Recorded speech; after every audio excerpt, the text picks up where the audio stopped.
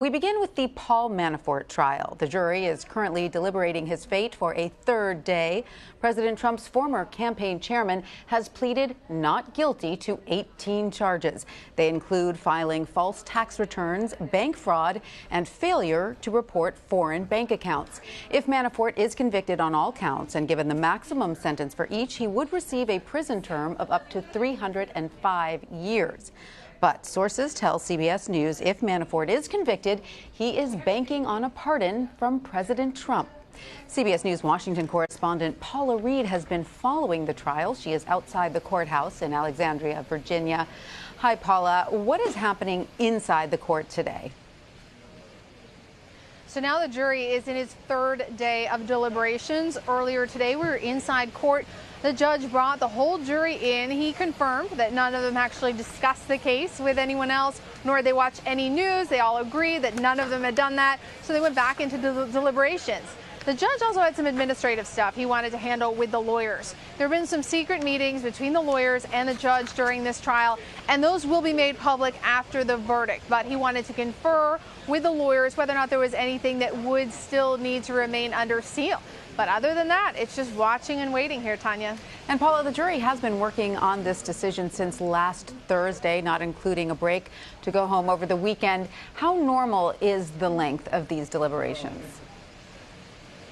Well, right now, it doesn't seem like anything out of the usual. They have to decide 18 separate counts on 3 different types of crime that occurred over about 5 to 6 years. So it doesn't seem unreasonable that a group of 12 people would be sitting around a table right now going through the evidence. Remember, they heard testimony from 27 witnesses. They have hundreds of pieces of evidence.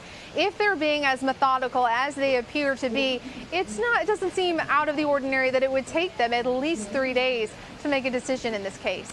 And Paula, interestingly, the judge in this trial revealed last week that he was threatened over his role in this trial. Despite that, he let the jury go home over the weekend. What was his rationale for not sequestering them? Well, it's unusual to sequester a jury. You really don't want to restrict their interaction with their family, their ability to get work done, or just go home and have some relief from whatever they're doing. This case, there was never really any big push for sequestration. His concern about his own safety, he said he was actually surprised by the amount of public interest and the emotions that were aroused by this case. He is now under 24/7 federal protection. He says he won't even go across the street to his hotel without his security, and he said he was surprised by that. He wants to protect the security of this jury, so after the verdict, he will not release their identity. He also doesn't want to discourage anyone from future jury service. But I think the key here is during the course of this case, we don't really know who these jurors are other than just their juror number. Right. So the issue of security for him seems to really kick in once their names are made public. And Paula, when this trial is over, Manafort will be facing another trial, this one in Washington, D.C. What charges is he facing there? And remind us why he is facing 2 separate trials. That's right. Well, the special counsel wanted to consolidate both of these cases, but his defense attorneys objected to that. So now he has 2 separate cases, one here in Virginia. That has to do a lot with his own personal alleged bank fraud, alleged tax fraud, some of the things he allegedly purchased with these tens of millions of dollars he allegedly earned from his work overseas and failed to disclose.